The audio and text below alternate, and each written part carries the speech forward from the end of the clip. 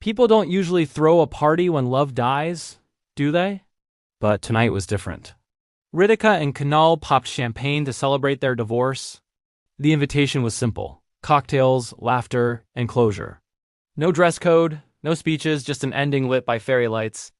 Their apartment glowed, filled with soft music and smiles that were both sharp with relief and soft with heartbreak. Guests arrived, a mix of confused and curious faces. Someone toasted to freedom. Someone else joked about alimony. Then, a friend asked a little too casually, "So, whose idea was this whole thing?" And that's when it all started to unravel. The little misunderstandings, the stories never told, began to surface. Kunal's best friend laughed, remembering a night Ritika ignored his calls. Ritika's sister rolled her eyes, recalling how Kunal never seemed to listen. A coworker brought up a big job offer Ritika turned down for him. Another guest remembered Kunal, alone and worried in a hospital corridor, thinking she didn't care enough to show up. Across the room, Ritika and Kunal just froze. Each story landed like a puzzle piece, finally clicking into place after years of being forced into the wrong spot. The missed calls were suddenly explained. Silent sacrifices were finally revealed. Words that had been swallowed out of pride or love or fear were finally spoken. It hit them both at the same time. They hadn't fallen out of love.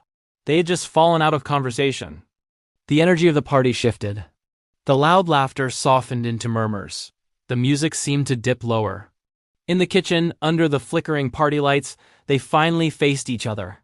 Not as husband and wife, not as enemies, but as two exhausted people finally hearing the complete story for the first time. There was no dramatic reunion, no passionate last kiss.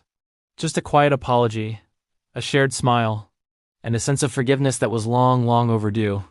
As the guests left, they seemed lighter. And so did Ritika and Kunal, because love doesn't always fail because of hatred or betrayal.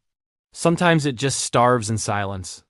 That night, at their own divorce party, they didn't end up saving their marriage. They saved something much gentler. They found peace. Outside, fireworks burst across the sky, celebrating someone else's joy. But inside, two ex-lovers were learning a quiet lesson. They learned that endings, when spoken with honesty, can sound a lot like new beginnings, just quieter, wiser, and kinder for everyone who is brave enough to finally listen. Thanks for watching. Remember to like and subscribe for more stories.